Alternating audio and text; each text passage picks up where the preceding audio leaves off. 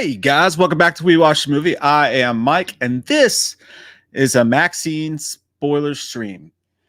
I'm alone in my living room. Can you hear me? By the way, that's the first thing we should ask. Because if it's just me, I never know if you can hear me or not. I could talk for an hour and then look down and someone would be like, your mouth movie, but no wordies come out of your mouth.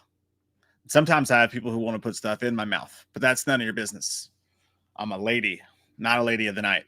I belong to the world, not the streets or something.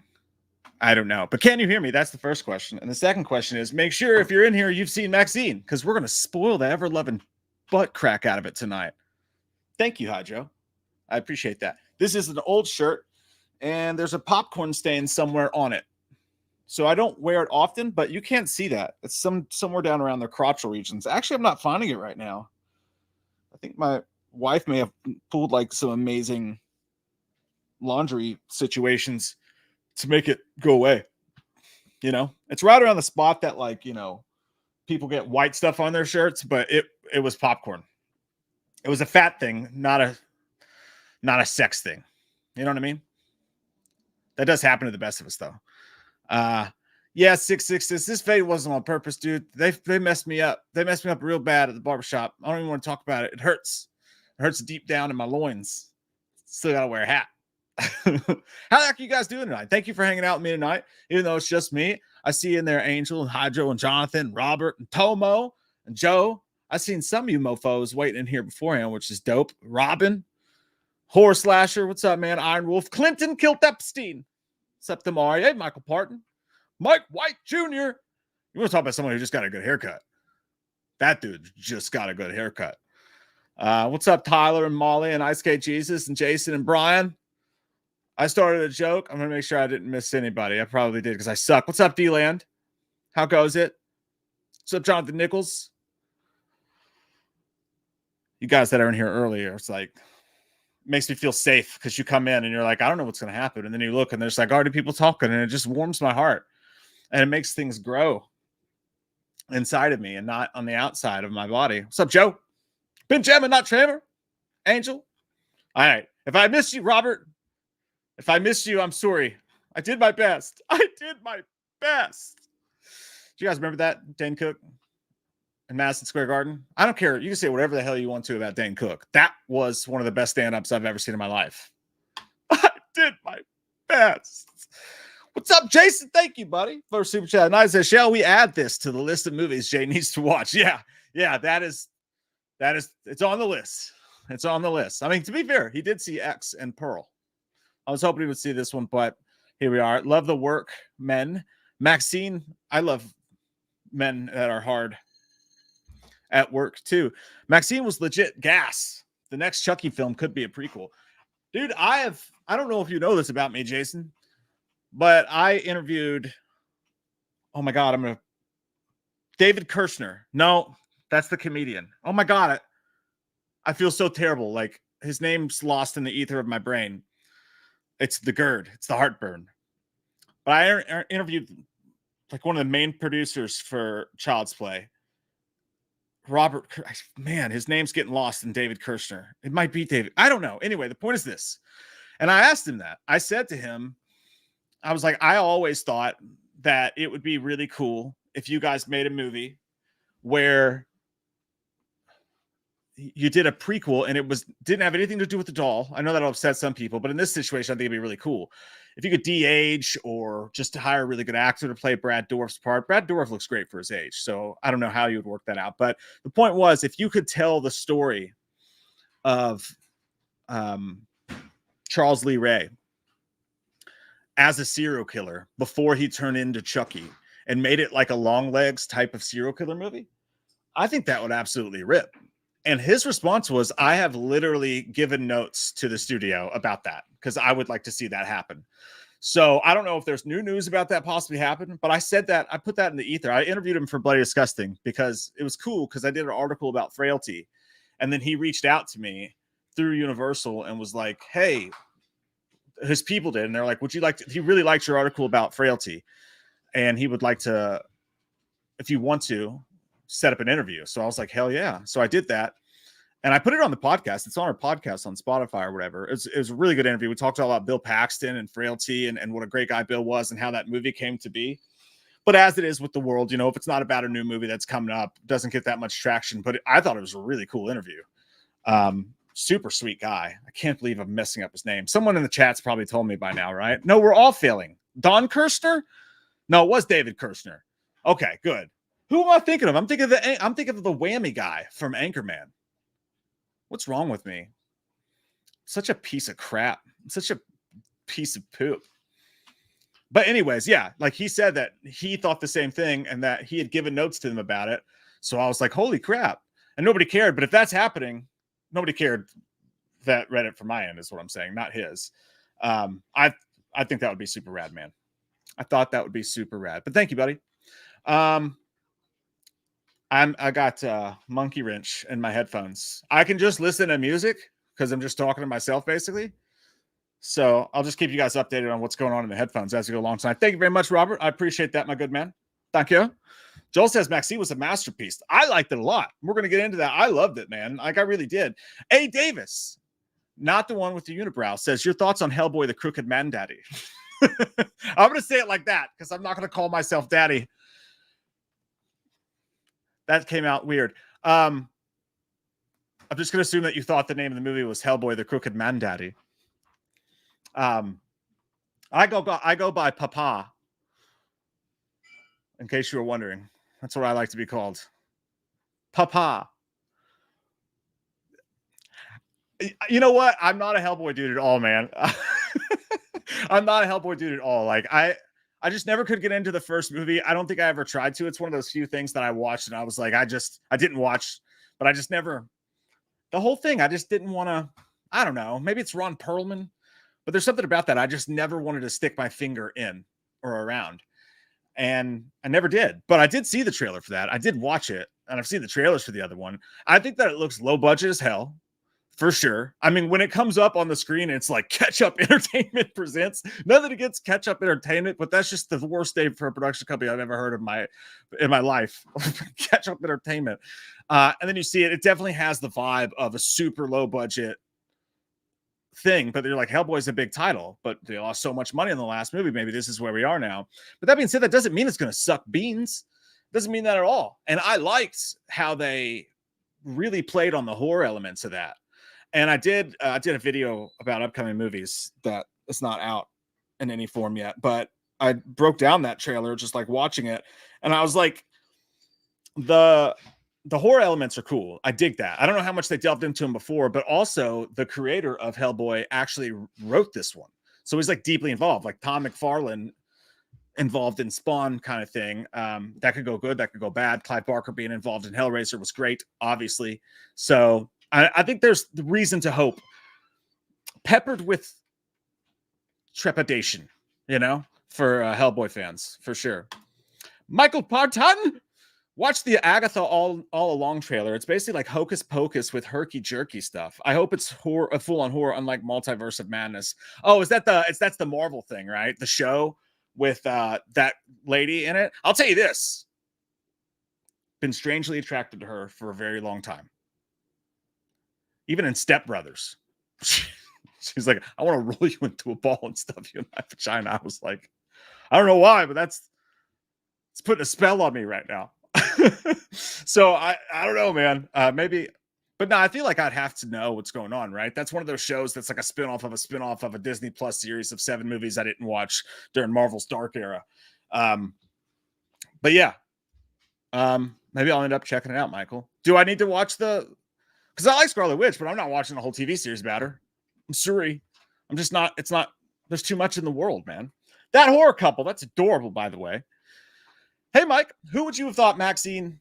Who would have thought? I have a 3rd grade reading level. Who would have thought Maxine was such a ball buster? Literally, wham for life. All right, let's talk about it. Let's get into the spoilers because this is, and please keep super chat. I really appreciate that. As you guys know, it helps everything on the channel, but we'll keep going as we go along.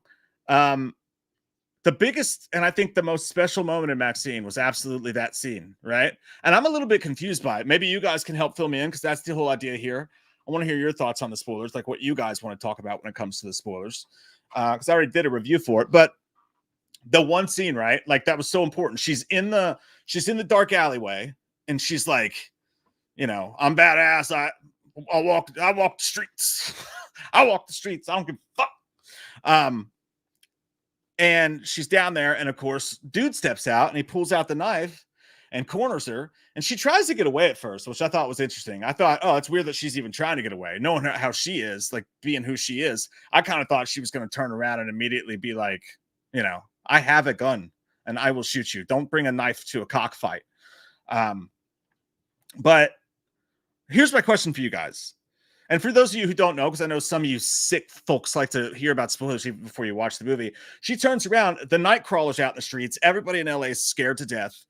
It's on the news everywhere, which is cool. I loved how they did the montages and did all the news stories and stuff like that. You could feel the satanic panic in the air. But I know that wasn't actually satanic panic, but rather it's just, you know, serial killer panic, which is weird. Like, and this is ADD, yes, but like we live in a world where there's not that many serial killers. Right now, it's like school shootings and all these awful, even fucking way worse things that we have to deal with. But like, it would have been so weird to live during that time. Like, I wonder what that would have been like to like live in an area where there was a prevalent serial killer, and you know about their crimes, and you know how messed up they are, and then you know how nasty they do people. It'd be like imagine if Terrifier was real and like we saw like the aftermath of his victims. How scared would you be to go out in the streets for fear of running into Art the fucking Clown? You know? But anyways, that was a cool element to the movie, I thought, for sure. But my question for you while I go through this scene, was that the Nightcrawler? Because that dude was dressed like not Buster Douglas. He was dressed like one of these old time people. She even called him Buster at one point, I think, right? He was dressed up like somebody else, but he also did look like the sketch of the Nightcrawler. So someone tell me, because I was actually confused about that. Was that just the dude cosplaying that was just, you know, kind of obsessed with him, with the Nightcrawler?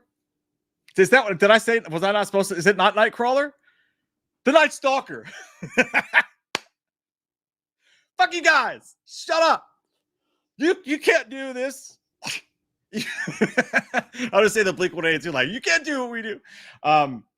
Yeah, sorry. The night pub stalker, the night pub crawler, the night stalker. Fuck me with a spoon on rice. See, now, if I wasn't doing this live, I would have not noticed that through the entirety of editing, and I'd put up this video all like happy.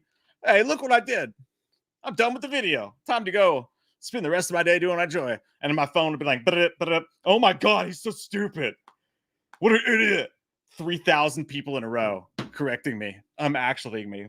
No, I know that he got arrested later, but I was a little bit confused. Okay, so it was an imitator. I'm dumb. Welcome to We Watch the Movie. I'm an idiot. But I smell nice. You guys don't know that, but it's true. I got a new cologne the other day. It smells like the ocean. It's wonderful. It's actually I just took a bottle and dumped it into the ocean. Got some jellyfish pee-pee in there. It's nice. It stings the nostrils. But yeah, so then I'll do that the rest of the night. I actually watched Nightcrawler last night, so that's my excuse. Fuck you. Shut up. And this is also going to be something that makes me look stupid. I know that she stepped on his nutsack because that's what happened. He corners her. She pulls out a gun, and this guy's like, "Oh!" He kind of looks like Goth baby Stewie from Mad TV. He's like, "Oh!" Like he immediately changed his tone with his little switchblade when she's got a gun at him. She makes him go down to his knees, and she makes him blow her gun. She's like, "Suck it!" And I feel like he did too much. Like I feel like he overdid it a little bit, don't you? Like she told him to suck it, but she didn't tell him to like fucking suck it. Like he was like, "Oh!" He hawked to with that fucking pistol. You know what I mean? Unnecessary. I felt like he was too into it, but that's no judgment. Anyways, she makes him lay down on the ground after getting naked. And when he's laying down on the ground, he's face first. And his nutsack is coming out. Just like that. His nutsack's just dangling ever so slightly out of the back. And then she takes her shoes. I believe they were high heels. I might have blocked it out for pure, absolute, just PTSD. But I believe they were high heels. and she stepped on his nutsack.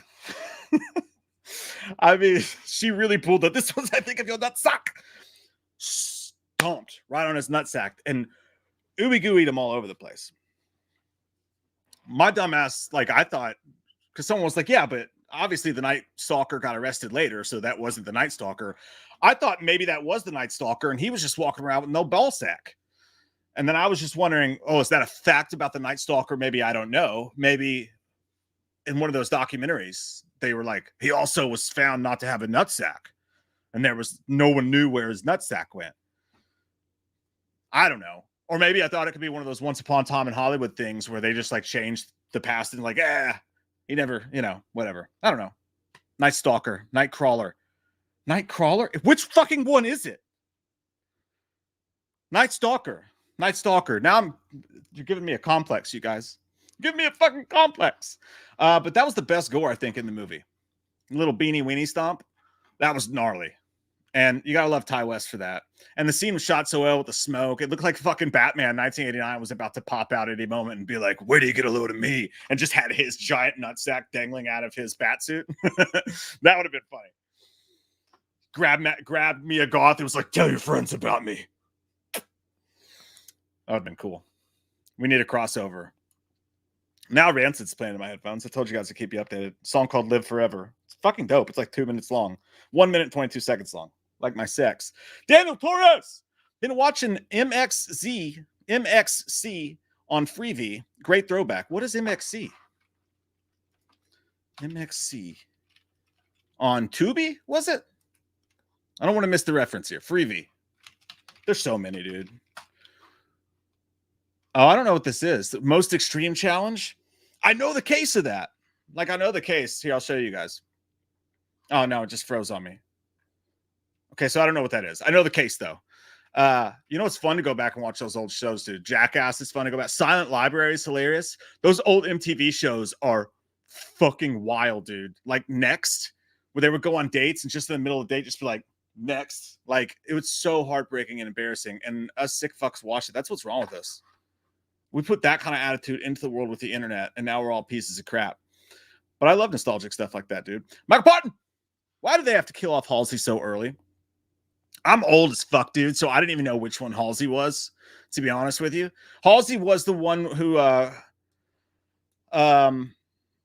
was the one that was, like, giving her tips on the set. The girl that was helping Maxine on the set and then got killed, right? I believe. But I don't even know who Halsey is. I know Eminem said something about Gerald being balls deep inside of her in the MGK diss. But Singled Out was crazy, Brandon. I totally forgot about that. And Date My Mom. You guys remember the one with the bedroom where they would go into the other person's bedroom and decide if they wanted to date them based on that? How embarrassing would that have been? You just pick up a pair of drawers and there's skid marks in them. And you're like, oh, well, there goes that. That's why I don't believe it. They would show up and be like, oh my God, I wasn't prepared for this. Like, dude, they had to set up cameras and lighting and all this shit. This show's full of shit, man. Room Raiders. Yeah, Iron Wolf. Hell yeah. What's up, Colton? Because she can't act. I guess so. If that's the girl I was thinking of, no one's told me that yet. I'm such an idiot. I think it is. Let me look real quick. Was Halsey the one I'm thinking of? I honestly didn't think she was bad. This is top-notch professional shit you guys got right here. Top-notch. Halsey was... Fuck, I'm looking at her face. I can't even tell for sure. No? Who the fuck was Halsey in this movie? The other stripper? The one with the short black hair? Oh, dude, I'm caught all unawares.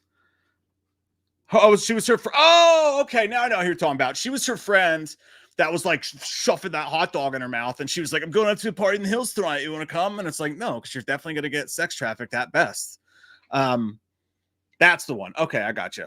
Yeah. Well, she got that Hostel 2 treatment too. Like, she went up there and got ritualized and everything. And then they found her body looking like a boiled hot dog. Just like you sit in the bath for too long. And that's what your toes look like, because what their bodies look like. And I loved, did you guys notice Peanut Butter on My Penis was in that? The dude that works on the lakeshore or whatever walked up there and he's like, this is pretty weird. I was like, oh, would you look at that? I got peanut butter on my penis. That guy is such an underrated actor, man. Like he gets a bad rap. Everybody only thinks of him from Halloween 2018 because he like represented the comedy in that movie, and people hated him for that, I feel like. But he's such a good actor. He was in a show called Halt and Catch Fire. Amazing actor, man. Fuck, what's his name? Fuck, shit, fuck. It is. Bring him to me. Well, what the? This is upsetting. I can't find him. Not Larry Fessenden. I didn't know Larry Fessenden. I didn't see him in there either. Holy shit, that's crazy. Toby Huss. Toby Huss. He was the coroner. Yeah. Did you guys like the actors of the movie, like as a whole, like the actors that were the supporting actors? A lot of Harry Dean Stanton type of cool little roles that were in there, I thought. Down from the detectives. I can't. The detectives were both pretty big name actors, honestly, too, for having such small parts in the movie. But yeah, it's pretty cool. Benjamin, I do not know. I'll have to go look, my friend. My brain's kind of mush at the moment, but I will go look. I will double check, and if I haven't, then I will, and I'll hit you back, my friend. I definitely will. Holy bean sacks from Satchel Town, DJ. What the fuck, man? You didn't have to do that. Thank you so much, dude. Thank you. He said, unfortunately, I didn't see Maxine before this stream. I tried to this morning, but I stayed up all night and was kind of tired. You are a partying son of a bitch. I mean, someone's got to stop you. I'm just kidding. I'm just kidding. I like you just the way you are. Didn't want to risk falling asleep. Just stopped by to ask for a birthday shout out from Chalice and Wahlberg. It's your fucking birthday, and you're donating a bag that fucking big, dude. You're too kind to us, man. Thank you. Seriously. I'm 29 today, saying goodbye to my 20s this year. I feel pain. Saying goodbye to my 40s this year. Saying hello to my 40s next year. I'm going to be 39 this year, but I'm a whole 10 years older than you. And it gets better. It all gets better. You feel younger and you stop shitting your pants so much. None of those things are true, as you know, in Jay's case, but the shitting his pants part. But yeah, let me, oh, dude. Now this is special for you because I have to unveil this terrible fucking haircut to do the Chalice, you know? Look at this shit. Look at this. What they've done to me. Look what they've done to my boy. It's awful. I got to go get it fixed. But listen, it's your 29th birthday. Your liver is still at least 50% working. I'm going to say, just by smelling you, 56% good. I can do that because I'm a doctor. And that means you can have as much as you want tonight. And then tomorrow, I want you to do even more to get yourself hungover enough so that you won't do it the next day. And then I want you to go out and buy a bag of cocaine. It's white, and it comes in a little baggie. And if you look at the movie Maxine, it's in a whole fucking... They have a goddamn... I think it's an owl. I'm a doctor, so I know animals. It's an owl full of cocaine. Now, you get you some of that. And when you get tired, you just stick that right up your nose, DJ. Stick it right up your nose. And definitely going to give you a problem. But then you're going to get a sad look in your eye. All right. Now, here's the part's important. You're going to get a sad look in your eye. A little crazy. You don't want to go Justin Timberlake. All right. He's not a doctor. You don't want to go Justin Timberlake. I've seen the videos. It's haunting, even to me. And I've done some stuff in bathrooms you don't want to know about. But yeah, you do just enough to where you get a broken look in your eyes. You start to look a little broken. All right. You get a divorce immediately. And you just got this sad look in your eye. And you get really anything you want from all the women, men, and whatever you like. And sometimes at the same time. So I call those sandwiches with chips. See what I'm saying? They're not supposed to go together, but it adds a whole layer of extra. Yeah, that's how it works. And then you get pregnant and die. And that's what I did in my 29s or something. You know what? I really wish you just wouldn't stop looking at me. Stop looking at Mind your business. You keep looking at me. This is adult stuff I'm doing over here. No. This is serious shit. No. This is serious gourmet shit. Everybody your haircut. I did show everyone my haircut, and it's a special bond that we have. Okay? So stop judging me with that face. This is just my face, Mike. Yeah, I know that's just your face. Change it. Go get me a juice box. Oh, sorry for that rude intrusion from my wife, DJ. It's DJ's birthday. It's DJ Graham's birthday, and now you've probably hurt his feelings. I don't know if he's watching at this point now, but also, as far as Marky Mark would go, that would just be like, well, I gotta get some.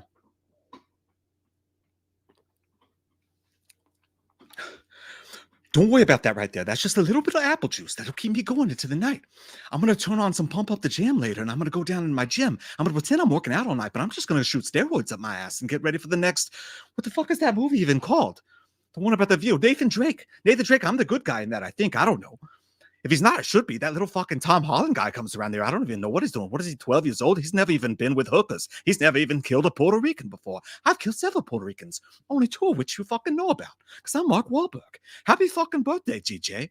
Happy birthday. Go out and you curb stomp on the Puerto Ricans you want to, because I got away with it, and I'm a Jesus guy now. I'm best friends with Mel Gibson. We do movies about the Pope. About the fucking Pope. Now let me in your fucking house for your birthday party. Say hi to your mother for me. I love you, DJ. Oh, shit, fuck. That's such a transition, isn't it? You're too kind, man. I love you so much, dude. Really do appreciate you. It's always a fucking blast to have you. I wish Jay was here for your birthday, but I think there's a chance. There's a chance. We might be live tomorrow night. So either way, we'll probably be live another night this week, and we can celebrate that together. You know, like a tripod instead of one dongle. Sandwich with chips, like I was saying earlier. Love you, DJ. Thank you so much, man. That's too kind, man. Really, it is. So what were we talking about before? Oh, Jesus Christ, Michael Parton. What are you doing? That would have been Michael Parton in there. She'd have been like, now suck the gun. And he'd be like, she's like, I didn't ask you to cup the grip. What's going on here? Did he put it on a show? What is this, Shogun? Get it? Because it's a... It's a gun. That is a fancy glass, Robin. We stole it. It's a true story. Blame my wife.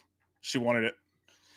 And they don't sell them. So that's not actually a true story. I'm not trying to incriminate myself. But have you guys noticed, though, like, seriously, you know, they have the backlash on this movie is weird. Like, there's some people that really hate Maxine, you know, that really hate it. And my theory is that people heard all the Jello. They heard all the talk about it being like a supreme slasher movie. And the movie was just a movie, you know? It came out and it was just like, hey, a little bit of crime, a little bit of horror, a little salt of slasher goodness. But it never felt like it was just trying to be some generic, look, we're in the 80s. Stranger Things. Like, it just felt natural. So I appreciated it for not just being a, hey, we're a slasher because we love slashers. Yeah. Like, I didn't want that. I wanted a fucking movie, you know? I wanted an original movie. I love that you're doing it in the 80s. I love that you're doing a slasher movie, but I just wanted you to focus on your shit, not be like, I'm trying to be this specific thing. Now, but it is on them a little bit, I guess, in the marketing, because they kind of let that whole, like, oh, it's going to be a super slasher thing float out there. But I think people expected it to be a super slasher movie. You know, I keep saying super slasher like it's fucking Shredder. Now we're listening to Fuck Me Up by Highly Suspect. It's a great song. Gets me fucking cheesed. And I don't even know what that means. I don't ever say that. I apologize. I'm trying to look cool in front of the young kids, I guess. But what was I talking about? Cheese.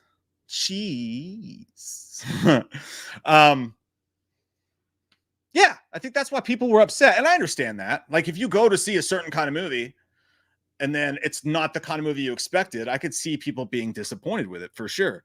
There's a lot of people that were really disappointed about the third act. I was not. We'll get into that as we go. But yeah, I'm seeing a lot of people fighting over it. And I'm like, that's weird, because like all 3 of these movies to me are decent, at least. Michael Parton, thanks, buddy. You gun-sucking son of a bitch. He said, to be whorish, almost laughed at Kevin Bacon getting squished. That was another death scene, dude. All right, now here's one tiny qualm I have with the movie. It makes no sense that they would kill him like that. I love the death scene. I love the way that they just like had her in there looking all fucking, Babylon, and they're dancing and shit. Tricked him, got him to go out in the parking lot. Giancarlo Esposito sitting out there waiting on him. I dug that. But also it makes no fucking sense because you have Kevin Bacon in the car and you're squishing him. You've got the car coming down. They trapped them. And for those of you who don't know, Kevin Bacon played a private detective who was hired by a mystery party to hunt her down and get her to come to this mansion underneath the Hollywood sign in Hollywood where these girls kept getting, fucked up because he wanted her to meet the guy who paid him. But he was being a fucking nasty dude about it. Kevin Bacon was gross in this movie. He had like nasty like gold teeth and shit and was just oozed piece of shit. I love the trope that they even had him like taking swigs of Pepto-Bismol, by the way, in his car, because that's just like a PI thing. If you're an alcoholic or a private investigator in a movie, you got to chug Pepto, which makes me feel weird about myself because I pretty much do that nightly as well. Don't ask questions about it. But yeah, so he's stalking her and she decides she's had enough, and her agent pin him, get him to follow her. And she fucks him up a couple times too. Like she puts her rings in her fingers, and that's the kind of girl that would do that too. You know what I mean? Like I could see some girls, some Kentucky girls specifically, fucking you up that way. She puts the rings, her car keys in her hands, gets out of her car, and he's filming her, and just walks up to the car and just beats the fuck out of him, like cutting his face with it and shit. And he's doing the whole "you'll pay for this." Kevin Bacon was really good in the movie though, and it's cool to see Kevin Bacon, somebody with that stature, go and play a role so grimy and gross. I bet he had a fucking blast with it. And I love the chase scene too that they did with him and her. It's kind of stupid because he just shows up on set, and this is very Once Upon a Time in Hollywood, right?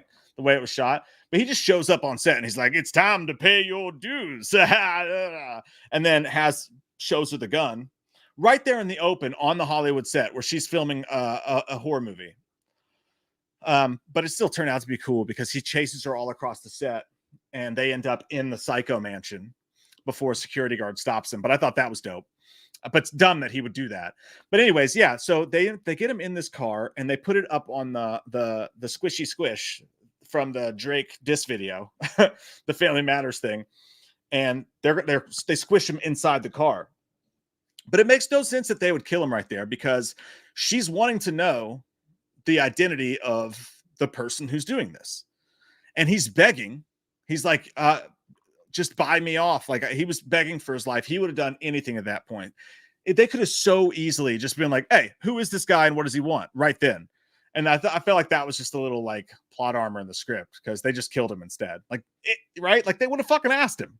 I feel like this tiny little gripe. No big dealio. Good death scene though. It was really gross how underneath the car you saw all the shit dripping out, like the oogle boogles, just the fucking bits and crispins. It's like when you you can stick your hand inside of a turkey's asshole and you pull out the bag of the giblets, like little Kevin Bacon giblets, bacon bits. Courtney gave someone a We Watched the Movie membership, which is fucking dope of him. We love you, Courtney. You're a sweetheart. You're the fucking best. Congratulations to whoever got that. That is the thing we do now. So if you want to join that, do it. You get all the stuff on the Patreon, all the commentaries, all the live streams, all the everything. You get tons of cool shit up your crack. So thanks, Courtney. Con son of a bitch. Robin Barra! Love the movie. Thought the final act was a bit of a letdown. Okay, so let's talk about it. That's the biggest thing that people say, As the third act let them down. Kevin Bacon stole the show. It was awesome seeing the Bates Motel on the big screen. Totally agree, dude. Love that. I expected more Psycho homages during that scene. I think they nailed it though, because like the way that they tied in her past and what she was dealing with X, right? How she was stressed out and she was having panic attacks about the stuff. The scene where they're doing the gloopy glop on her face, and that was so cool, man. Like, just that was one of those Ty West moments because she has this really nasty stuff. They're building a mold of her face, right? And this thick white goo. Shut up. This is how she lost her eyebrows. It's dripping down off of her face. And she starts to have flashbacks to the old lady, and licking the back of her hair, of her neck. And she freaks out and like passes out on the ground and is trying to, hard scene to watch. They did that panic attack way better than the fucking thing they did in the new Quiet Place movie. Like that shit was believable. That dude was just being a bitch. In my personal estimation and thoughts.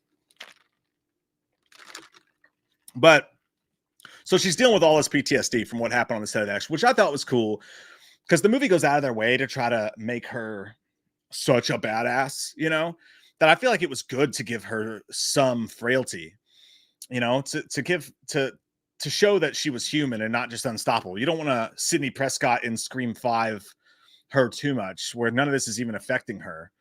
You want to see some weakness to the character a little bit, like some stuff for her to overcome. So I thought that was really smart for them to show that she is not just unstoppable. You know, she's not walking around with this force field around her. God mode and Super Nintendo. But I thought the way that they tied in her PTSD with a Psycho homage was just fucking chef's kiss, dude. Because she's standing there, she's been brought to the set, and they're showing her the Psycho house. And she sees what we think is the grandma in the window as the director's explaining it to her. And that obviously that would be like, why the fuck would you do that? It's like the dude from Sasquatch game. It's like, well, if we find 2 salamanders and you made them, then we can sell them for $4.99. But yeah, the way that they made that the old lady in the window was just, dude, like talk about an homage that didn't feel like fan service, but ultimately was fan service, but also tied super good into the movie. I thought that was really well done on that part. But again, you have that set.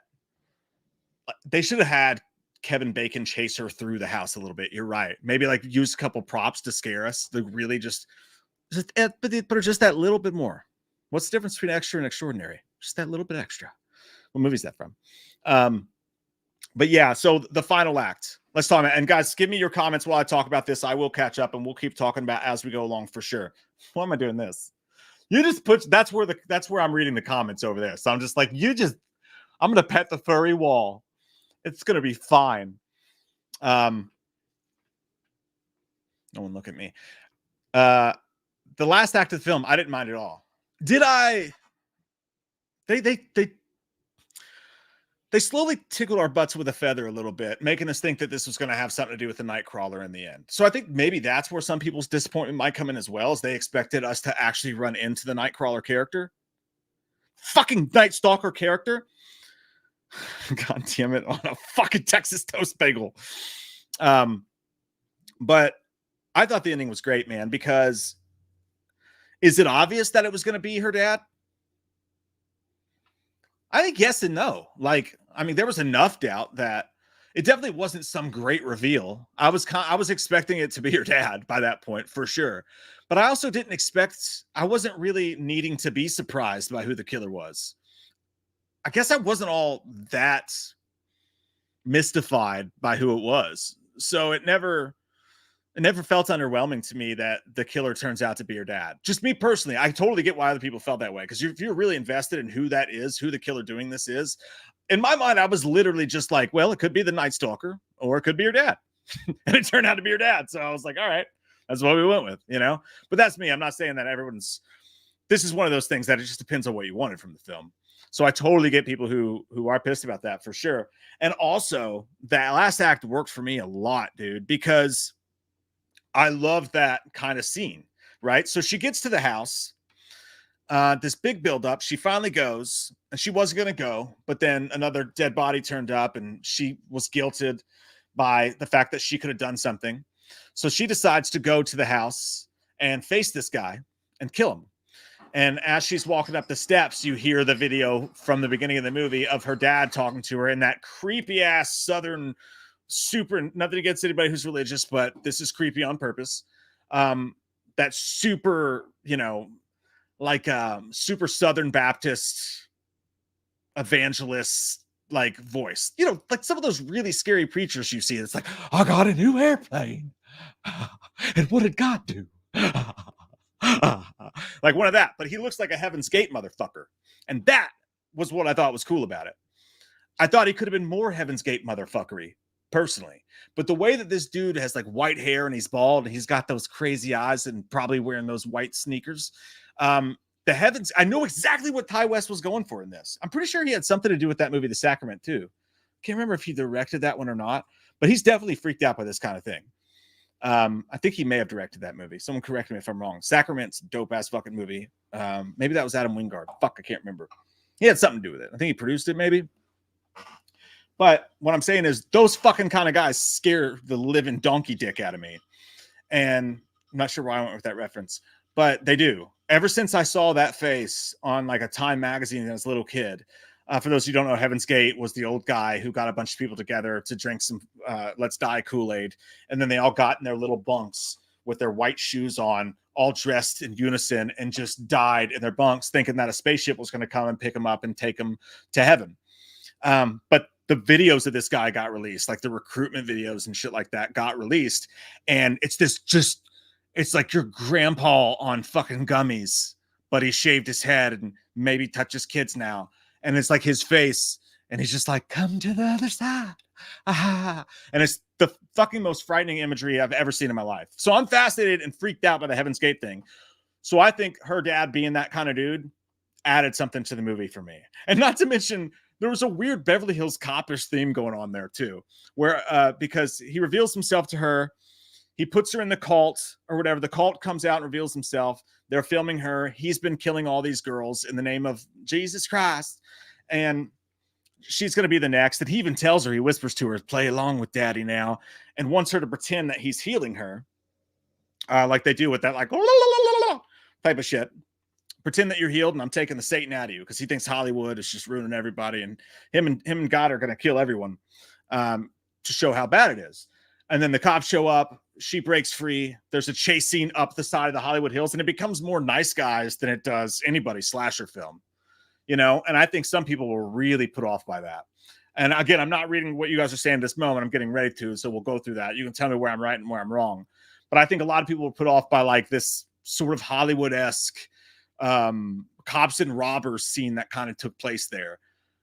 But for a crime movie, a horror movie, it added this little action element into there. And I just fucking dug the shit out of that. I think the third act was honestly one of my favorite parts of the film, because I didn't expect that. I guess in a way, I kind of sort of expected them to just maybe take the standard slasher route and just kind of, you know, do a cover song of all these other movies. And honestly, that wouldn't have been bad either, because Ty West is great and I love those kind of movies. But the fact that they didn't, I thought was ballsy. And the fact that they didn't try to make it artsy either. They didn't try to like blow anyone's minds. They just made a fucking movie. And to me, it was super entertaining. You had the Night Stalker going around. You had the Maxine storyline, the follow-up from X. You had amazing actors and neat little character roles. You had some crime stuff in there. You had a little bit of whodunit. You had some creepy Jesus stuff in there. And then, you know, the Heaven's Gate stuff. And then at the end, it fucking finishes off with this crazy, like, almost cop drama at the end. Like, I loved it. I just never expected that. So I really fucking enjoyed it, man. But definitely not what people expected. Not what I expected. So I'm sure it's not what you expected. And if you expected it to be something else, then that's exactly what you wanted it to be. Then the fact that it was not, I could see how you feel. I could see how you feel. You know what I'm going to do?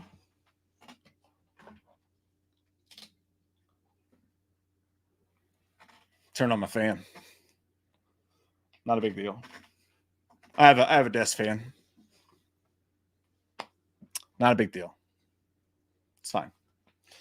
Now we're listening to a blowjob from Blink-182. It's wonderful. Joe Valentine, your favorite werewolf design in a movie. Mine is Bad Moon. Dude, Bad Moon is so fucking underrated. That movie's really fun. I had a blast watching that. And good to see you, buddy. We did your Patreon movie last week in the live stream. I know Jay said you were there, but I wasn't 100% sure. Just in case you don't know, we did Watchers, the review for that in the last one. Favorite werewolf, dude. I'd have to go either American Werewolf. I hate to be so milk toast about it. Chalk, whatever the fuck white substance you want to go with. Favorite transformation, probably definitely Fright Night. But yeah, Bad Moon's so underrated, dude. That's a fun ass movie to watch. What are you guys saying? Jacob! Good to see you, buddy. Dude, Blink tomorrow. It's finally here. Gonna take down a buzzball and take my pants off during Damn It. Love you, Mike. I love you too, buddy. I'll let you know my experience on Wednesday. I just recently found out I'm going to a third Blink show. There's shitty, terrible seats. I'm probably just going to be listening the entire time, but I'm super pumped as well. I'm super pumped for you. I can't wait to hear how your experience was. I'll get my nuggets. Don't you worry about how. I hope you have the best time, Jacob. I know how pumped you are right now. I was so pumped last year we went to see him. I refused to even eat like sushi or anything the day of because I was like, I'm not getting fucking food poisoning. We're going to eat salad and cheese. Like, I was so paranoid about fucking that up in any way. Much more calmed down now, but super stoked, super excited for you. They just had their biggest concert of their whole career at SoFi, which is really cool. So what a great time to be alive, man. Be careful with those buzz balls. And not because they'll get you drunk, but true story. One year, Jay and I almost got kicked out of Scarefest over buzz balls. It's a true story. Not because we were drinking too many of them. But Jay and I were, this was the early days of Scarefest, where there was a bar called Yesterday's that was in the stadium, but not a part of Scarefest. But we would, carry our Michael Myers and Loomis shit over there, take a rest, and talk to some people and have a few drinky poos every year at Scarefest. Well, it's a small bar, and we had quite a few people around us that were with us, and the bartender comes over and he just slams down these buzz balls. I've never seen them before. They were new. This is like 100 years ago. I believe we were talking to some girl who was there, and she was selling weed in little Chinese food containers. It was fucking adorable. I bought one, like $25, like little Chinese, like fry rye samples with weed inside of them. It's crazy. It's the weirdest thing. And then there's a couple other people there, and they slammed down these buzz balls, and we're certain that the bartender was like, here you go. Have these. These are for you. Pretty sure that's exactly what we experienced. So we said, hey, all right. Well, fucking all right. So we open up the buzz balls and we drink them. They tasted not great. Too sugary for my taste. And we're buzzing. Soon enough, they come down and he goes, y'all are gonna pay for those, right? And we're like, what? Like, wait, what? I've been to bars before. They give you free shots all the time. You set it down. You said, these are for you. Those are for us. They're in my belly now. Those things, that's like $40 worth of buzzball shots right there. I have 27 and a coupon for a car wash. So they were not happy, but we resolved it. We talked to the manager and we're like, hey, listen, it was fine. It wasn't actually that big of a deal. But anyway, Jacob, I hope you have a great fucking time tomorrow, man. Thank you so much. You should have saved that for yourself because those beers are like $20 a pop, bro. Mike, did you see Flight Risk Trail? Dude, no. You guys want to watch it together at the end of this? Let's fucking watch it together at the end of this because I haven't seen it. It's a Mel Gibson directed movie with Mark Wahlberg, who's bald, in a hostage film. Let's watch it together, Mike, at the end of this. I like your name. I like it. I just like the cut of your jib. I want to suck it. What? No! Mike Music Man! Dude, that's very kind of you. Thank you so very much for that. Those are 2 beers at a Blink concert right there. 2. Thank you so much, dude. You should give the TV show Evil a chance if you have not seen it. We dig the Peaky Blinders haircut. God damn it! And please give a shout out to our cat 42 as Chalice. He is watching, sort of. The Peaky Blinders cuts back. Now, I just want you to be clear with me when you say this. Is it a actual animal? Is your cat 42? Is it an animal? Are we talking about a pussy? Like a real life? You know what I'm saying. Stuff that you can pet both. You could pet both. But as a doctor, I do happen to know there is a difference. If it's not the animal version, I know its number now, and you can just slip it mine if you don't mind. And happy birthday to your cat. That's not what you said. Could you just move those apart a little bit for me there? Thank you. Hello, 42. I'd like to be number 43. You know what I'm saying? As long as it's not an actual animal. All right. I don't want to fuck your cat. Just maybe take a nap with it. That's all I'm saying. Did you actually name your cat 42 like after Hitman? Because that's awesome. Do you shave its head too, just to make it like realistic? Just like keep your cat's head bald, put little suits on it, and make it walk around the house. Like, no, blend in. That's awesome.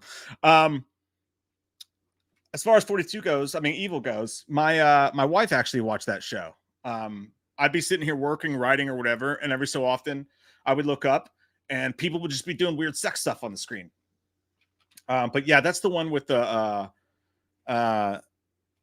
they investigate paranormal stuff, and there's like the sleep demons in there. That show's crazy, dude. That show, I watched. It would avert my attention from my work several times, and I would watch it. And usually these sex scenes were the monster ghost scenes, but it was weird, awkward, but pretty cool. I could see why you'd be into that for sure. Thank you so much to you and your cat. Thank you, Charlie Thumbs. Charlie Thumbs. Do you pronounce it Toms or Thumbs? That knife, Allie Seener, was brutal. Ow. Yeah. I don't know if you. At what point you said this or not, but yeah, we talked about it, and it actually, when I went to see this at 9 a.m., right? And I told you guys in the other stream, was having terrible heartburn, was really just trying hard not to fart in the theater, because there was a woman who was also by herself in the theater, just 2 seats down from me. And I definitely had to let one out, and I'm pretty sure it just wafted over to her, and I feel awful about that. I really do. It was a horrible thing to do. I didn't know it was going to be that bad, and I didn't know it was going to reach her area when I did it. And once I did it, I made a pact with myself to not open that butthole again. And I'm telling you, I sound like a moped walking out to my car afterwards. I was really wanting the movie to end too. I was like, fucking end already, God, because I was in pain. I just literally like all the way out to my car. It was terrible, haunting, terrible experience. 0 out of 10. I don't recommend it. But anyway, yeah, I'm pretty sure one slipped out there in that scene, because when she stepped on those things, just the meat and potatoes of it all. It's just so, God, do you know about that fucking hurt? I pray to God in a moment. It's like that My Boss Tones song. Like, I don't know if I pray to God. I've never had a knock on wood. I wonder if I could. You know, that's one of those moments. Like, I hope to God that I would just pass out. Please, God, if anyone ever steps on my nuts like that, I just pass out. I'm sure that's what she would do. Awful. Terrible. Now Olivia Rodrigo's playing in my headphones, and I'm not ashamed of that. That Brutal song is a fucking banger, all right? Gaming! I'm not sure that I should be in the stream since I've yet to see the film. I'm also thinking about seeing Blink on July 28th. Well, fucking all right, buddy. Go do it. Go fucking do it. For anybody who's considering seeing Blink in their hometown, the stage has moved out now. We didn't know this at the beginning, and the stage rotates. So there's some seats behind the stage that you can get really fucking cheap right now, and then you still get to see part of the show because people don't know it rotates. So that's a little pro tip for you. That's how I ended up going to the third show that I'm going to. I hope it didn't spoil anything too bad for you. You know what I will say about this movie? Even if you got spoiled on this, like, I'm pretty sure you'd still just have just as good of a time watching it, because it's all about the vibe and the aesthetic and everything. Again, for me, it was never about the reveal. So, Stone A Baloney, I love your fucking name, and you remember. So thank you for that. Carrie, love Maxine so much. You are super hot, by the way. I love your content and your face. Bing, bing. Turkey's done. What the fuck was that? Oh, God. If you thought I was then, you definitely don't now. And that's how we do it. I appreciate that. Thank you. Thank you very much. And thanks, man. I love the movie as well, dude. I really liked it. I gave it an 8 out of 10. And it's one of those things I totally understand why some people do not enjoy it. But for me, it was just a good movie, you know? Like, and again, I could say this until the cows come home, but like, it had no direct purpose. And like, I actually enjoyed that. Not in a way, not in like some fucking croissants fucking, oh, I'm not going to actually have an ending. You know, the way that they ended in A Valiant Nature, even though I like that movie too. But not in some fancy ass way. But it wasn't trying to fucking be anything. They were just like, let's tell a cool story. Let's also make it 80s. Let's also make it a slasher, and so on and so forth. You just don't see shit that just does what it wants to these days. That's not trying to fit itself in a fucking box. And because this is one of those rare projects where they were both original and they were both semi-low budget, and they were both successful. Ty West had carte blanche to do whatever the fuck he wanted without a studio telling him what to do. So we got 3 different weird cuckoo little movies out of it. And I love them all. I really love Maxine the best. That's my official ranking, by the way. Maxine is my favorite because I just love the crime angle. I love crime movies being shoved in there. And to me, it's the most entertaining of all these movies. It is by far the most entertaining. X is a great slasher. It makes you feel uncomfortable and it makes you feel dirty. It makes you feel sweaty and like you can smell your armpits and shit. Like all those people fucking in this house with no air conditioning, and the old people fucking, and the smells and the ripping and the tearing and all that makes you feel a certain kind of way. I wouldn't call it fun. At times it's fun, and at times it's a really good slasher, and sometimes it's even scary. So I like it. I really do. Pearl, amazing fucking I'm trying not to repeat what everybody says about it, but it's just such an obvious statement because it's true, right? Like a donkey with a fucking a slow donkey could fucking, tell you that obviously this movie's a character piece and it's a great piece of acting by Mia Goth, whether you like her or not. Pearl was like her holy fucking ballsack moment, not like we saw in this one, but that was the best acting performance I think that we got out of the trilogy. But it was also slow and disturbing. It's supposed to be. That works for the movie. It works exactly how it is. But it felt like sometimes a little bit scary, a little bit haunting, mostly just really fucked up. Like that girl's fucking a corn cob or scarecrow. She fucked a scarecrow. Who's not been on their way home from school and been like, hey, I'm going to go hump that fucking scarecrow. I have. Sure. But that's how you learn, kids. That's how you learn. I don't know if anyone told you that. That's why scarecrows are there. Can you tell me another good reason for them to be there? Oh, yeah. Just scare the birds? No, man. Those are there for you to fuck on your way home. Duh. What was I talking about? Fucking scarecrows. Also, but this one to me was just the most entertaining, man. It just flowed really well. It felt like just a fun film. I don't know. It's funny how they build A Quiet Place day one, like it's a summer blockbuster. They release it in summer. They show all the bing bang booms and the explosions and shit. And then they deliver us this slow ass kind of whiny fucking just depressing ass. Welcome to the magic trick. Fucking movie. I didn't like it. If you can't tell, I did not love it. I know that's an unpopular opinion, but here you got a movie like Maxine. I don't feel like it was promising you to do anything like that. It was kind of promising to be like kind of nasty and like video nasty and like, ooh, you should watch this in the booth by yourself where the floors are sticky. I just came. But like, no, this felt kind of like an old school 90s summer blockbuster. I know blockbuster's crazy. That's not what I mean. But there was times where it kind of fucking, in the same way that like Tango and Cash or something like that could have been a big movie if it released during that time. I hope I'm getting the point across I'm making. I may not be, but I feel like I am. What's up, Tyler Corn? How's it going, buddy? He says Maxine, 8.7 out of 10 modern erotic giallo. Erotic. You said erotic. Yeah, you're right. You're right. I love modern erotic jello. That shit just sounds hot when you say it like that. Modern erotic giallo. I can't argue with you, dude. I like, again, there's obviously aspects of the giallo stuff in there. I know it's like a buzzword that a lot of people are saying, but you're absolutely right. It's still there. I just think some people want it to be full on, and it's weird. The movie's in a really weird position. Okay. Because the biggest people that are going to be the people who are screaming this movie's were supposed to be the people screaming this movie's praises from the rooftops, doing that Twitter thing with like, seriously, go see it at the box office or it's all your fault. Goddamn fucking losers. Go to the fucking movies, you pieces of shit. That's literally what my film Twitter looks like half the time these days. Like just journalists yelling at all of us small people for not going to see the movie that they saw for free at Fuckfest in San Antonio or wherever the fuck they went. It's such a, like, it's absolutely the most out of touch with reality shit ever. Like fucking piss-ons.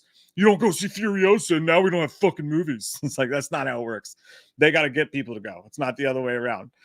Fucking douchebags. But anyways, this is a very specific to me feeling that I'm talking about. But no, this was meant to be the people that were meant to be screaming this movie's praises from the rooftops. Like, oh, fuck it. They actually went full Italian horror and shit like that. Everyone go see this movie. Were the people I think that this movie made mad. Because it wasn't that. It was a little popcorny, you know? Pop, pop, pop, pop, pop. It was a little bit popcorny. It wasn't as fucking croissant as I think some people wanted it to be, or at least not as niche as people wanted it to be. Frederick Nietzsche. At least not as... Sorry, I shouldn't tickle myself that much. When I talk this much, I start to go crazy, I guess. But no, it was... I don't think it was as niche, whatever the fuck, as people expected it to be. And there's nothing wrong with that. I'm not blaming these people for that. But the movie's biggest supporters, I think, were the ones that almost disappointed in a weird way. So it's strange to see people being so upset about this movie and other people loving it. I loved it personally. You know what else I love is this motherfucker right here, Lee the Machine Bowers. You don't have to do that. You don't have to do that. You're too nice, dude. Thank you so fucking much, man. It says, Mike, how are you, my brother? Jay, you are missed. It wasn't you, Mike, that left that fart out. It was Chalice. Love you, my friend. I like that you scooted. Dude, thank you so much. I like what you did there with the story. How you reversed it. If I started to do that, I'd get myself in a lot of trouble. You know, we end up in a hole. There's a lot of things that I would do that Chalice would also do. You know, sometimes we do cross paths. In my younger years, certainly.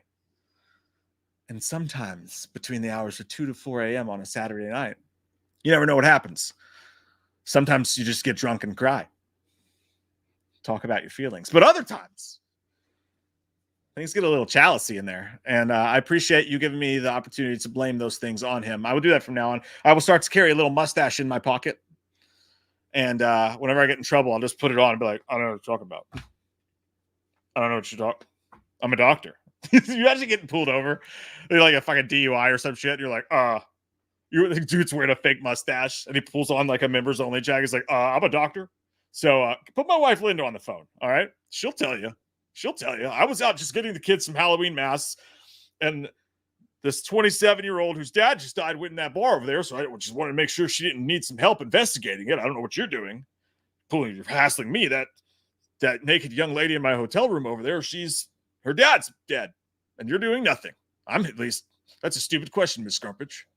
Don't ask me how much I've had to drink tonight. I don't know. I just went down a whole fucking scenario in my head. I love you, Lee. Thank you so much, buddy. You're the best. And yes, I did fart in that theater. And somewhere that girl smelled it. And she's probably telling her husband about it right now. Like, I'm never going to the movies alone again because that guy farted. I really do feel terrible about it. I do.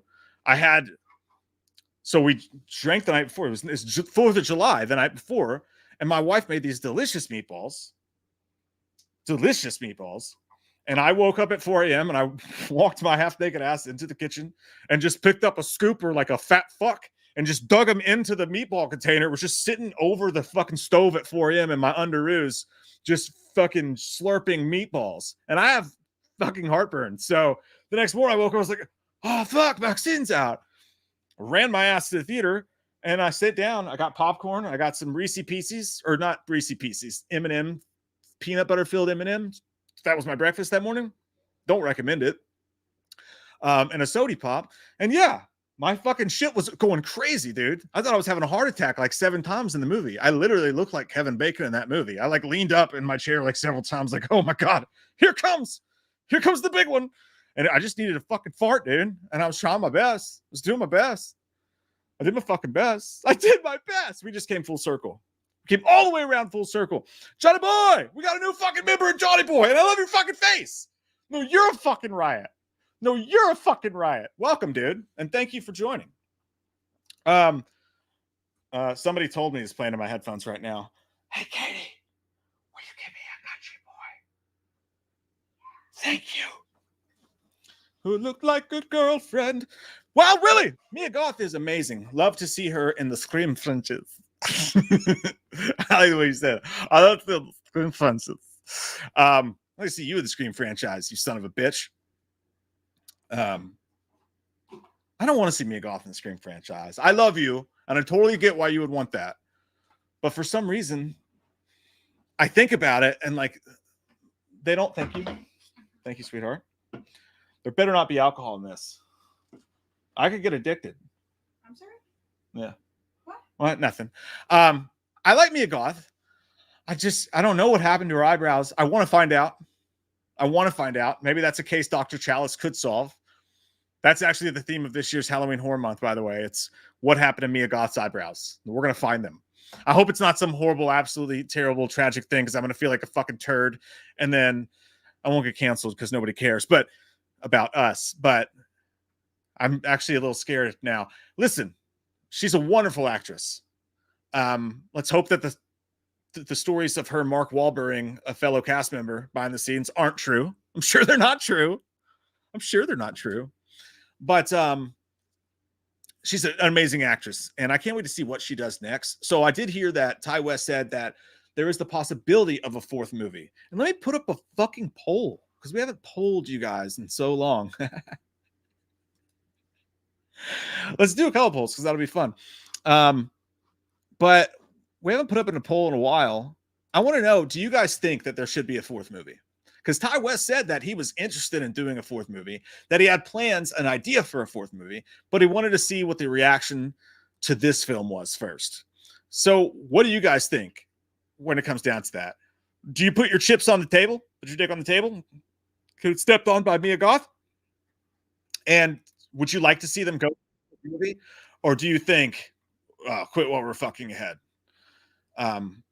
Which one is, what are you guys going to go with? I'm going to find this button that I'm supposed to find here, and I'm going to press it. I'm going to press it with my finger. I might use two. There it is. Okay. Let me put this poll up in right here. This is called multitasking, which is something that the doctor said I wouldn't be able to do with all this ADD. But here I am, living my life. Would you want a fourth film? You guys know what I mean. Yes? No. What's the answer? What do you guys want? What do you want? Ryan Gosling asked.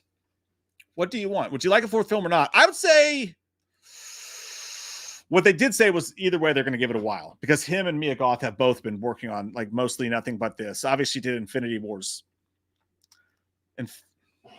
Infinity Stones? What the fuck was that movie? Infinity Ward? Infinity Pool. I want to see some naked dudes. That's why I built this pool. She did do Infinity Pool, but she hasn't had time to really stretch her wings a little bit. And you don't want to get typecast. So it's going to be a minute between anyway. So I'd say it's going to be like 5 years probably. But would you want to see a fourth one? I'll say, yeah, sure. Fuck it. I'm not going to poo-poo it. Just like I am with Halloween and anything else. Like, are we beating it into the ground? Fucking possibly, maybe. Could this end in Bruce Willis being drowned in a small puddle?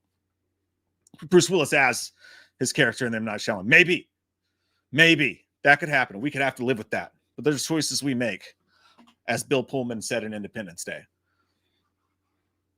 But yeah, well, I don't know why I don't want to see her in Scream.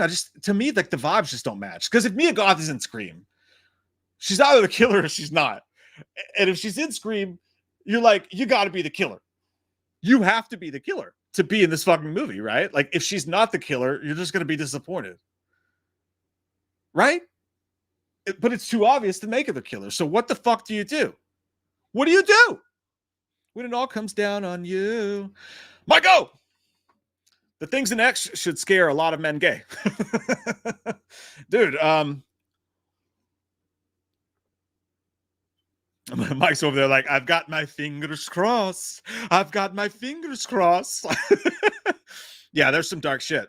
Maybe just don't, I would say don't do porn, but I'm not one of those people, I'm not Mia Goth's dad in X, or in Maxine. Do all the porn you want to do. But I just feel like if you're just having nasty sex on camera in an old field house in the middle of nowhere next to where a couple old people bunk, like if a slasher is going to strike anywhere, he's probably going to strike there. Charlie Toms, thanks, buddy, says, speaking of which, the thought I got, they would do more with her 80s porn career. I thought they would do more with her 80s porn career.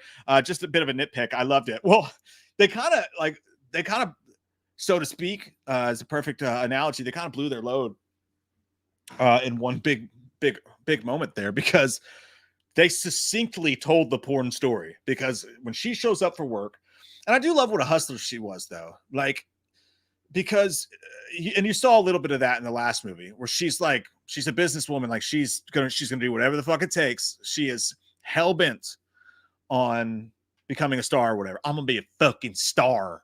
But I liked how she kept several jobs. She was basically fucking Spider-Man. Like, nobody works harder than fucking Tobey Maguire and fucking Maxine Minx. Those two are just out there in the fucking streets working their asses off, doing different things. But Tobey Maguire over here riding his little bicycle, fucking slinging pizzas, slinging bad guys at night, trying to please Aunt May and that fucking bitch next door neighbor of his. You get your rent when you fix that damn door. But yeah, I like that. She's working at the video store, which I love a good video store reference. I'm glad that they threw that in there. I liked her friend. That was cool. His character was cool. Oh, we didn't talk about that. How nasty was that shit when the killer comes up behind him and Oshkosh Bagosh. You know, in Hostel, they did the Achilles slice, right? And that was hard to watch. But here he comes up behind the dude and he gets him right fucking, not here or here, but right here, right there. Just gives him a little fucking ziplock, rips it across. That was hard to watch for me. Do you know how bad that would fucking hurt? Just a big line with a giant Rambo knife right there. Titty sauce. That would be some fucking terrible, man. That was a good kill. Not overall, but that moment was really great. What were we talking about? But yeah, when she walks in, first she's at the stripper house and she's doing the cocaine out of the fucking bucket. Just, who bought the noodles? You bought the noodles. Who paid for that fucking cocaine? That was a lot of fucking coke. Anyway, when she shows up for the set and they're doing the cheerleader scene in the locker room, and that dude is just going to town, you know, I'm not clapping. You know, this is what was going on. And she's laying there and she's taking it. And she's just like, "Hey, Maxine, how's it going? Did you see the Cubs game last night?" Well, that dude's just like, "Jesus Christ, you can't even feel it." But the guy couldn't come or whatever, right? So, like, they were late. And she's like, "Jesus Christ, can anybody even fuck me right?" I'm like, I'm not going to add my 2 cents into that conversation. But yeah, I think that scene was so hardcore pornish that they were just kind of like, "Here's your porn scene. And we're done with it." Because they went there. I mean, that was a wild scene, man. It wasn't anything crazy. Like, we all have Pornhub, you know, not anymore. But you know, we've seen that before, but that was straight up 80s hardcore. You could hear the things smacking together. You could see it happening and going down. And I feel like they were just kind of like, "All right, you get the idea. She's in porn." I also love the little line that they threw in there when she's at the interview for her job. And she does this crazy intense monologue and she's like crying and shit. And they're like, "That was wonderful. Could you take off your top and show us your breasts, please?" And she's like, "Mm-hmm." It just showed like the industry and shit. Pretty cool, man. But I get what you're saying, Charlie, for sure. I think if you expected it to really go down those anals, if you expected him to go down those anals, then you know, I get why you'd be disappointed for sure.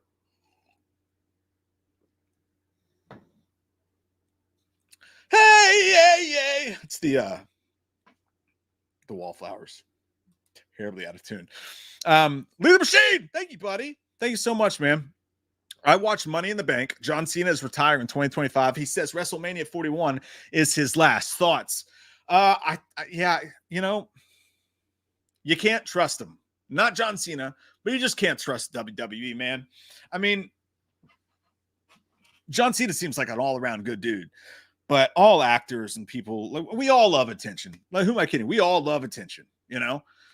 So if the plan is for him to retire and for them to just do this really nice, sweet thing, and I know why he's retiring, because we all saw them fucking do him wrong with that camera view at WrestleMania when they just went straight to the fucking bald spot. I know this is no disrespect to him, because that'd have been me, but they went straight to the bald spot. It was such a fucked up move by that camera guy. But no, I mean, dude, WWE, they're going to bring him back for a pop. It's just a matter of time. They're going to wait till things are going a little slower. Viewership's a little bit down. They need an audience pop at WrestleMania. Here's going to come John Cena running down there in those stupid fucking jorts that he wears. So I don't believe it, But either way, good for him. I think it's awesome. I think he's one of the best wrestlers turned actors, honestly, just because he has comedy and so many of them don't. You know, I think Batista might be the best ever as wrestler turned actor. But I think John Cena is really underrated for how funny he is and how much charisma he has, for sure. With one headlight. This song's making me sad. There we go. Jailbreak, AC/DC. Michael Parton. I thought Last Night in Soho was more giallo than this was. Also, the movie wasn't as erotic. Wasn't very erotic as I thought it was going to be. That's what the other two was saying too. It's like, I think people might have thought this was going to be more sex stuff. I just don't think I expected that. I get exactly why you guys did, though. I really do. Like, I get why you expected that. Now that I'm looking back at it, that never cropped into my brain, you know? And I don't know. I think it almost would have been a mistake to be too sexual, because look at us, man. We got the Pornhub. Everyone's got, it's free now. It's not the same. Like back in the day, you see that in an 80s movie, an early 90s movie or something. You're like, oh my God, boobies. And they're not the squiggly lines on the pay-per-view, you know? I think it was a big deal. Like, don't get me wrong, I'm not at all one of those fucking people that's like, we need to take sex to have films. All right. It needs to have a good reason to have a PP and a vagina in there. It's like, no, it's a part of life. People be fucking. For sure. But I thought there was a lot in X. You know, I think they kind of did their porn movie. I feel like maybe he didn't want to go back to that. He was probably kind of stuck in the crosshairs though, a little bit, because I just did this movie about so much about porn. I don't really want to go back to that and do it again. But also, we're in her porn phase. But I think it just took place a second after her porn phase. They kind of scooted by that a little bit. Like, we did the porn thing in between movies, and now we're doing the acting thing. I get what we're saying though. Oh, sorry. Just read that. Chalkcore! Ty finally got a headliner franchise to direct. Did he? Is there an announcement I missed? Are you saying that like he did? Or are you saying like, I'm going to Ty West News real quick because I want to make sure I didn't miss anything, because this will be the time to talk about it. Okay. I guess I don't know if you mean, I guess I'm an idiot. I don't know if you mean this one. But I think now this is, right? Like, at this point, this franchise has gone from underdog that came out of nowhere to, oh my God, they're doing a prequel. Oh my God, they're doing a sequel, to a fucking legit franchise that people are going to be asking about as the years go on. Like, when's the next fucking thing? Let's just hope he doesn't go Adam Wingard. No disrespect to Adam Wingard. If I was a Godzilla person, I'd be super stoked and done the same thing. But I'd much rather see that dude do original little horror movies like You're Next than do the popcorn super CGI animated Godzilla shit. You know what I'm saying? Tina! I'm not going to do the come get some ham thing, because you probably heard that a lot. I'm going to instead do the Halloween 5 thing, which is like, Tina! And then I'm sure that you're better than that fucking Tina, because she's an awful human being. Left that poor kid there at Halloween 5 begging for her help because she had a fucking date. And she's like, you know how someone that make your heart feel neon? It's like, that little girl is mute and deaf, and Michael Myers is after her, and you're her only fucking protector, and you're going to leave her to go get dicked in a garage somewhere? I hate Tina so much. But not you, Tina. Not fucking you. They need to go back and change her name. You're cool. Happy Monday. Been looking forward to this spoiler stream, but late to the party. YouTube notifications suck. I understand that, man. I'm sure I annoy the fuck out of people, because every time my dog's running around, probably going to break shit.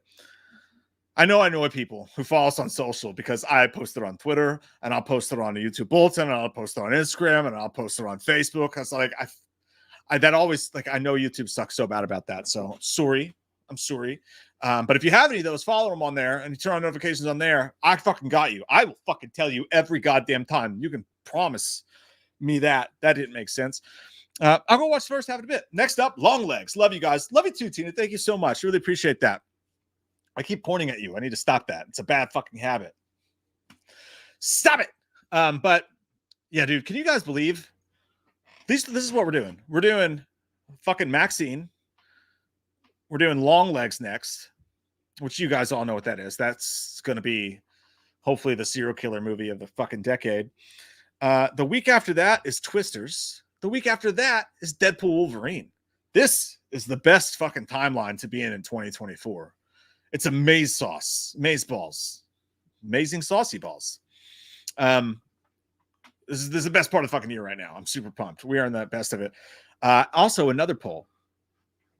First, let's see what the results of the other poll was. We'll do one more poll before we get out of here for sure.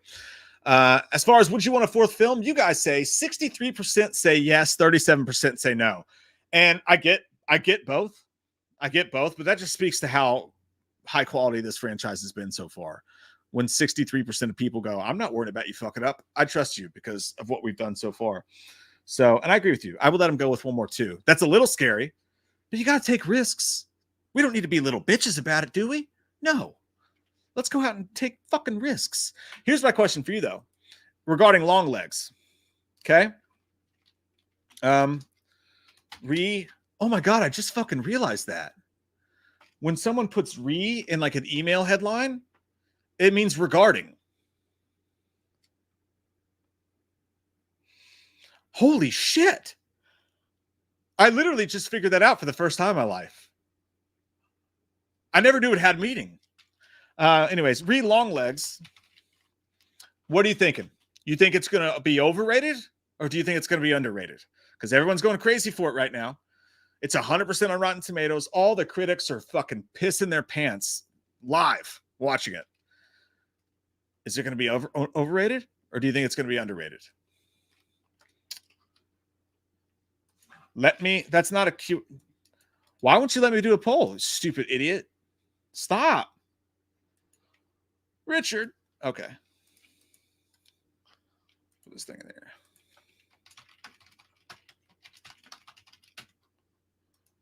Overrated or underrated? If I had to say, God damn it, I'm gonna be positive. I'm gonna be positive. I'm gonna say that I think it's gonna be underrated. While every single cell of my being is telling me that this is gonna be overrated as fuck, and it's gonna disappoint so many people because they're calling it the scariest movie since Silence of the Lambs, all this crazy stuff. I'm gonna choose positivity today. I'm gonna choose positivity today. It's gonna fucking be even better than they say it is. Yeah.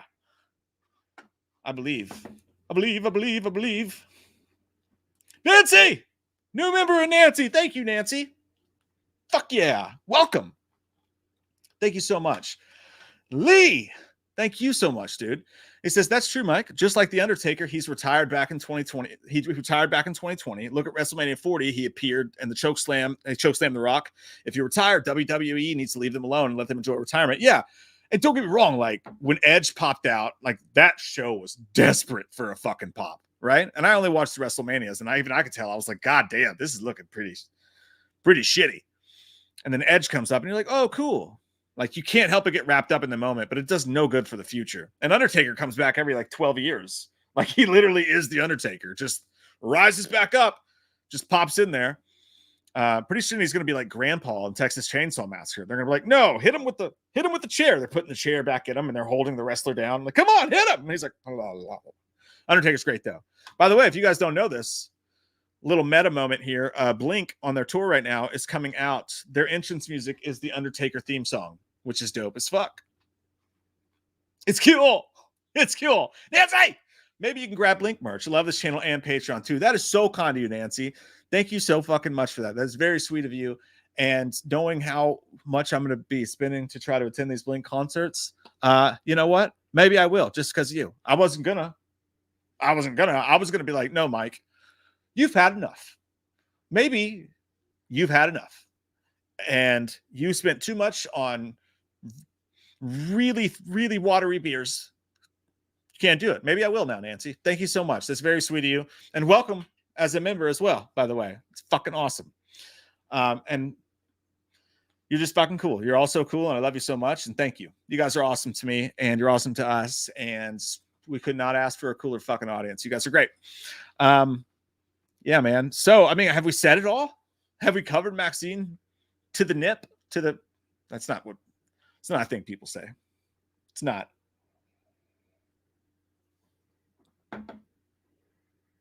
It's really not a thing people say. Yeah, Lee, don't forget to wear a Blink Speedo. Honestly, part of me wants to dress up as like that banana and carry like the Travis I'm Pregnant song just to get noticed. Notice me, papa. Super excited though. I still have 3 weeks to wait myself. Got 3 weeks to wait till the first one, and then like 10 days to wait till the second one, and then like a month to wait to the next one. But I'm gluttonous. I'm a gluttonous pig. And I don't care. I don't even care. I don't even fucking care. Not even a little bit. Now we're listening to, I don't want to admit that. I don't want to admit what I was just listening to. It was Whole. Oh, it's such a good song though, but I forget that Courtney Love totally killed Kurt Cobain. Allegedly. Probably. Allegedly. I don't want to get sued. Allegedly. That's all I'm saying. But I'm not saying because I want to. It's because I have to. I don't know. We switched to Billy Talent. River Below. It's a great fucking song. I promise. I swear to God. Look at this motherfucker right here. Right at the end. Run around the Leprechaun. New fucking YouTube member. Welcome, dude. I hope you enjoy it. I hope you enjoy everything that there is to offer. Just leave your room number in the private box. Everyone who is a YouTube member. And Jay and I will appear randomly into the night at different intervals. Because we don't like to be in the same room when it happens. We will magically appear at different intervals with some sort of surprise foreign object. And we'll make soft, sweet love to everyone over the age of 24. Okay? We have rules. We have rules. This is not like some other channels out there. All right? Wow, Willie! Thank you so much, buddy. He says, are we watching the fly? Fuck, dude, I forgot. I'm sorry.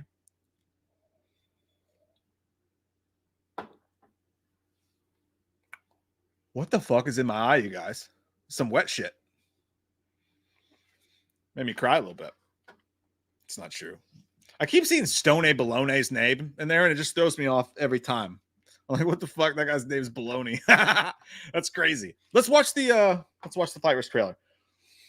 I do gotta. No, I'm good. Okay. I'm gonna pause my music here. We're about to watch some of the weirdest shit I've ever heard in my life. I've not seen this yet. I've only heard of it. Like a mystic dance in the night. But there's a movie, you guys, called Flight Risk. This movie stars Mark Wahlberg, bald Mark Wahlberg, like the hair on the sides, you know, with the hair on the sides. Directed by Mel Gibson. This has got to be the wackiest shit you've ever seen in your fucking life, and we're gonna watch it together right here. Let me share my screen with you folks. Thank you for the reminder, Willie. Really appreciate that, man. I would have felt like a fucking dick bag if I'd forgotten. Okay. There's that. There's this. I'm not going to look at the screen, but just tell me if you guys can hear this. I need to. Okay. Confirm. You got a scratch there. Maintenance. Occupational hazard. Don't touch me. Don't touch me. Holy shit, this is going to be crazy. This is going to be fucking crazy. I'm going to switch my Bluetooth to movie mode. Oh, stop playing. No, I don't want to see it yet. Can you guys hear this? All right, sweet. Whew. Mind the gap said, is this how Mark Wahlberg claimed he would have stopped September 11th? I bet he really did. Like, I think I read that somewhere. It's like, I could have totally stopped 9/11. If they would have walked on my airplane, I would have shoved the fucking turkey burger so far down their fucking throat, their mothers would have been shitting it out of Wahlburgers in the bathroom stall. Yeah. All right. Let's take a drink and then we're going to watch this. Are you ready? I'm so thirsty. I'm so thirsty.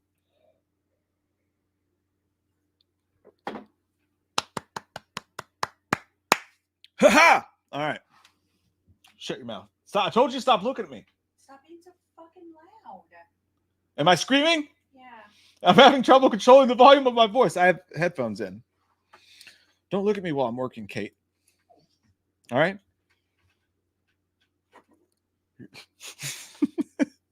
All right, let's watch this trailer. Suck it, fuck it, and touch it. Deputy Harris, hope you like flying. Beautiful day for it. I never flew U.S. Marshal before. Why is he all chained up? I have to get him to New York so we can testify against the Moretti crime family. Okay, hey, you're the boss. Giving Simple Jack. I'm dancing nervous and I Is it always this bumpy? A number of passengers have left their lunch up here. I can open a snack bar. Can't sleep 'cause my bed's on fire. Your neck okay? You got a scratch there. Ah, maintenance. Occupational hazard. Don't touch me. Don't touch me. I'm a real life. Hey, it's Tobey Maguire. I'm just kidding. Psycho killer. Oh, you can't do that with this Qu'est-ce que song. c'est? All right, Broken Arrow. Moretti's very disappointed in you, Winston, and he wants you dead. Look at that! Don't shoot him, we need him! Mayday, mayday. We've been compromised. The pilot's a hitman. I mean, that fucking cockpit. I want to tear you apart. The tiny little pieces. They're gonna need the entire forensics team Was that to a scream? identify you. Tell me how to fly this thing, or we will die out here. Clearly, you've mistaken me for somebody who actually gives a... Hear that? Looks military. You think it's there to help? It's there to shoot you down. This might be fucking good. I don't know. Come on, damn it!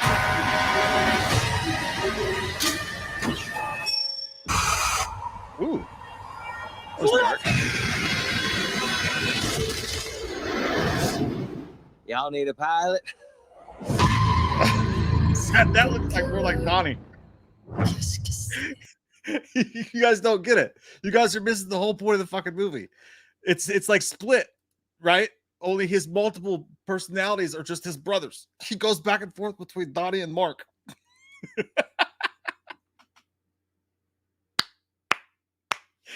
Oh my god, dude! I don't know. Like honestly, like I thought that was gonna actually be his voice the entire movie. Oh shit! Hang on, my battery's about to die.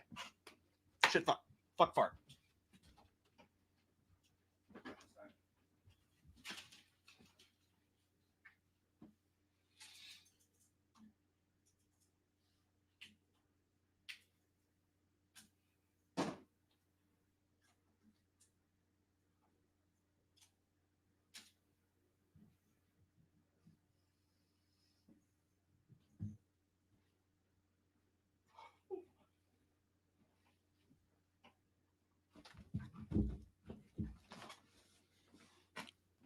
Is everybody okay?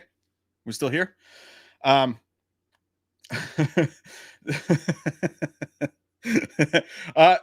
a good point. Clinton, that's a good point. Like, I wonder if this is this is where my excitement went from to like, is this the first time he's played a bad guy since Fear? We got to look it up now. We got to look it up because that's so important, dude. Like, if you're right about that, oh my god, if you're right about that, that would be fucking crazy, dude. So, since Fear, Mark Wahlberg has played. I'm looking it up now.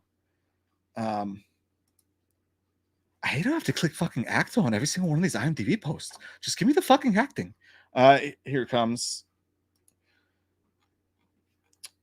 Since Fear, we've had him. Okay, there's Fear, Boogie Nights, The Big Hit, not a bad guy there. Three Kings, Perfect Storm, definitely not a bad guy there. I don't remember the yards very well. Planet of the Apes, Rockstar, obviously not. It's my mic stand, and I'm taking it. Italian Job, bad guy there was Edward Norton, right? Four Brothers, Invincible, The Departed. Some would call him a bad guy now. It was like, you're a lot of things, but I'll tell you one thing. You are not a fucking cop. I don't think he was a bad guy in that movie, not in my opinion. Shooter, We Own the Night, The Happening, Max Payne, the other guys, The Fighter, Contraband. Dude, I don't think he's played a bad guy role since Fear. Pain and Gain, not really. He's not a direct bad guy in that. It's more comedic. You kind of just feel bad for him. You know what I mean? It's like, I got to get this pumping, Reggie. The Gambler, that movie is actually kind of underrated and good. Lone Survivors, Two Guns. Dude, you're absolutely fucking right. Daddy's Home, The Patriots Day, The Transformers, fucking... He has not played a full-on bad guy until now with motherfucking Flight Risk. And that is the fucking key. I bet you that was Mel Gibson's idea. Like, whatever you say about Mel Gibson, I understand.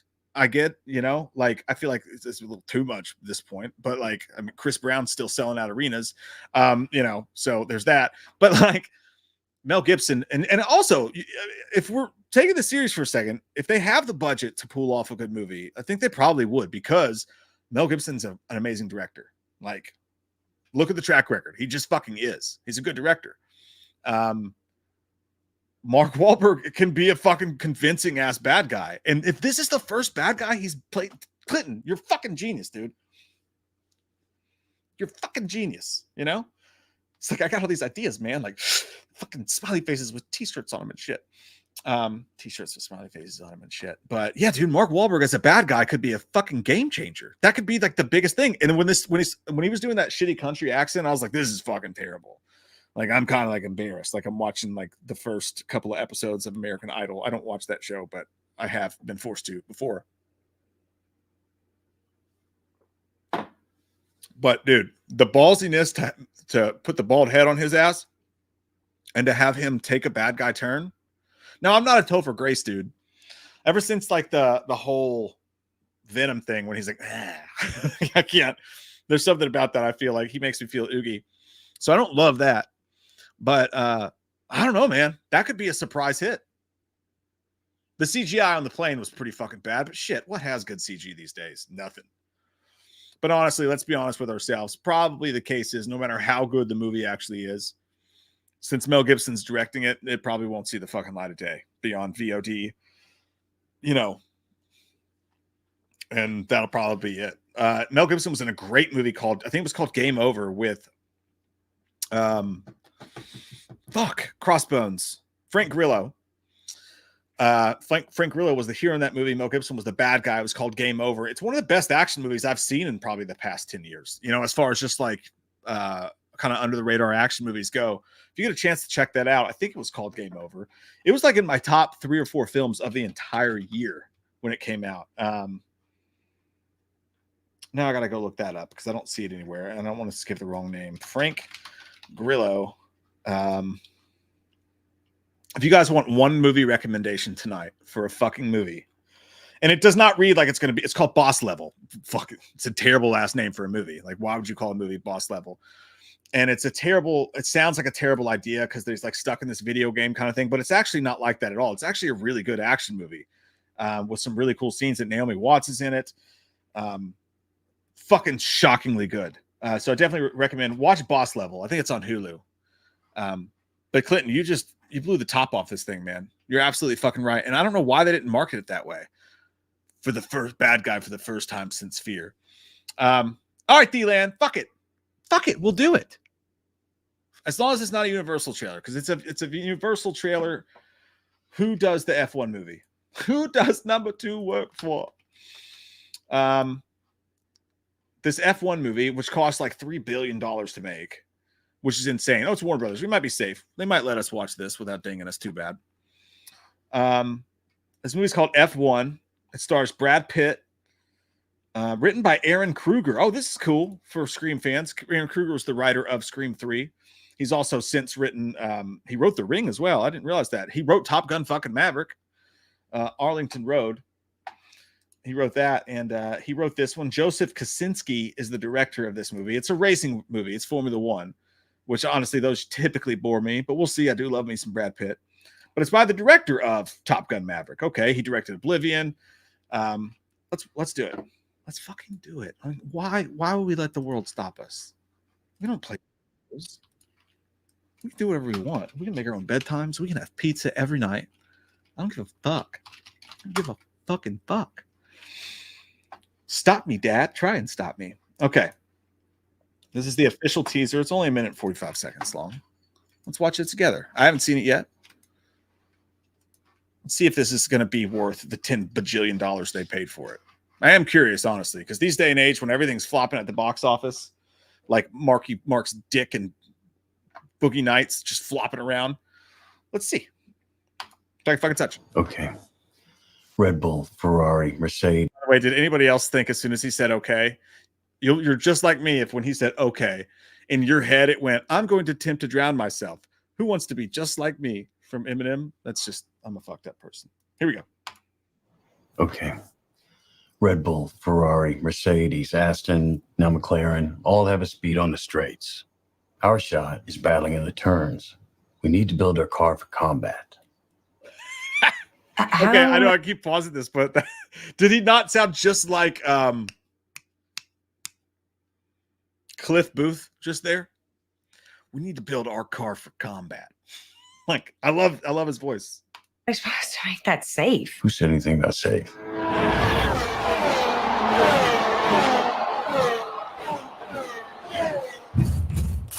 Don't cry in front of the Mexicans. Overused song, but I'll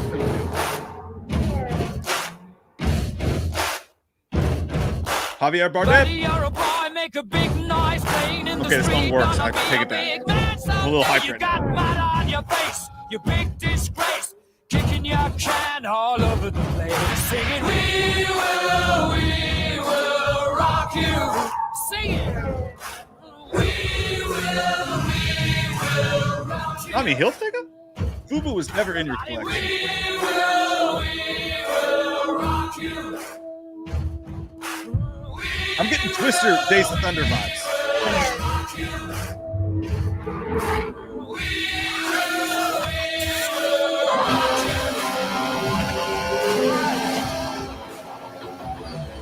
I'm fucking hyped right now. I'm not gonna lie to you. It might be the cerveza.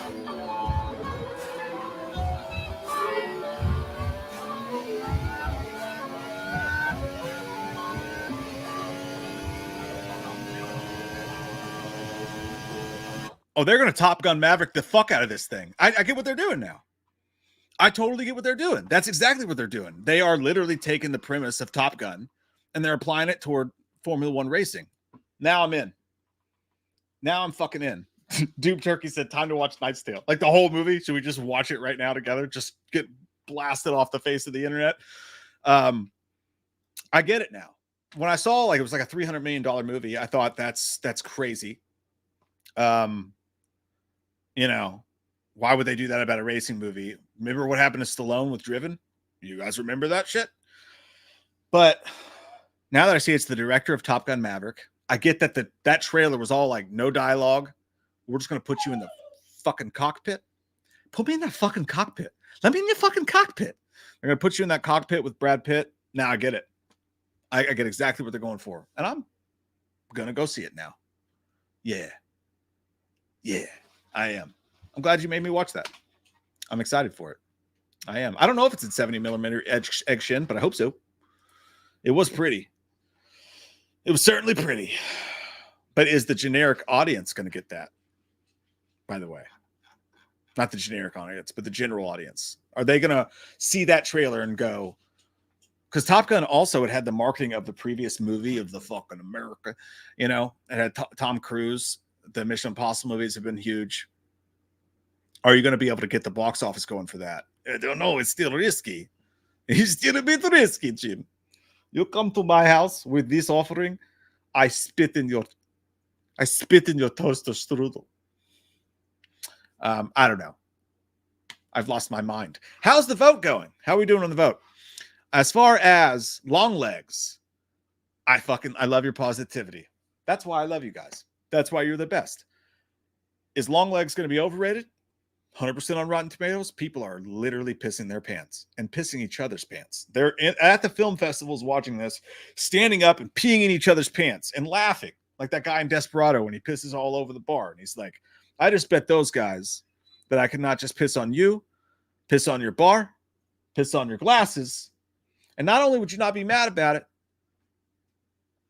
but you'd be happy. I bet them $5,000. If you know the joke, then you know the joke. But yeah, I don't know where I was going with that one.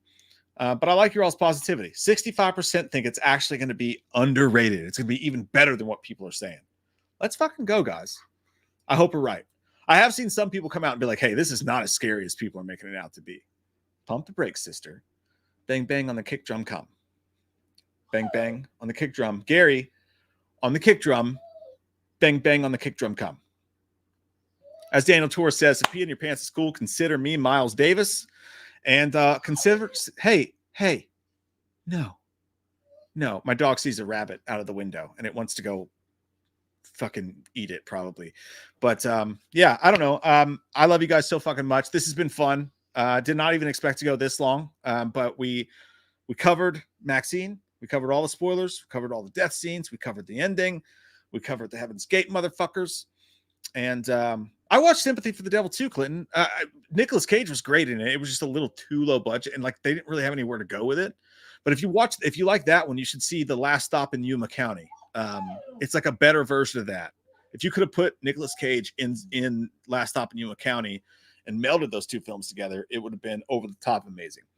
But I watched that one too. I actually filmed a review for it and then never released it. I may have put it on the Patreon. I can't remember, but I don't know, man. Hey, I love you guys so much. Thanks for hanging out with me tonight. This has been super fun.